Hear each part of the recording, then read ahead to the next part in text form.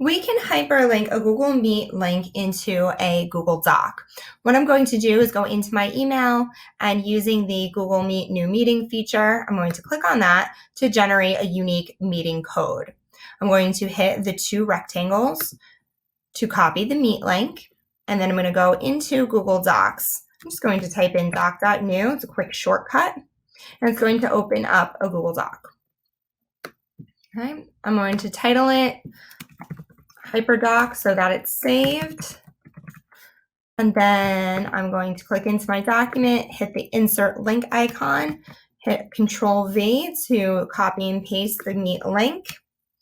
And then I'm going to type in my text.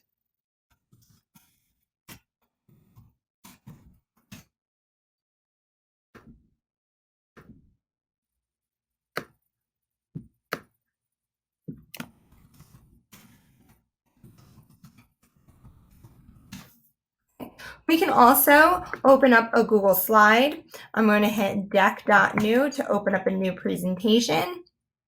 And we can insert an image and embed our Meet links as well. So I'm just lassoing the text boxes by holding my cursor and dragging it over the text boxes. And then I'm going to hit delete so that those boxes are gone. Now I'm going to insert an image by searching the web. It's almost Halloween, so I'm going to do a Halloween theme. Okay, I think this one's cute, so I'm going to hit this one and then select insert. This is going to create my image. I have a fairly large image here, so I can size it around my page if I need to. And then I'm going to hit, while this is still highlighted, you can see the blue borders. I'm going to hit the insert link, press Control V, and then hit apply. Okay. If I don't want to insert a link, I can also insert a text box the same way. I'm just going to hit that box with the T around it.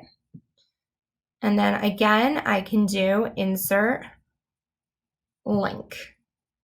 Okay. Hit Control V.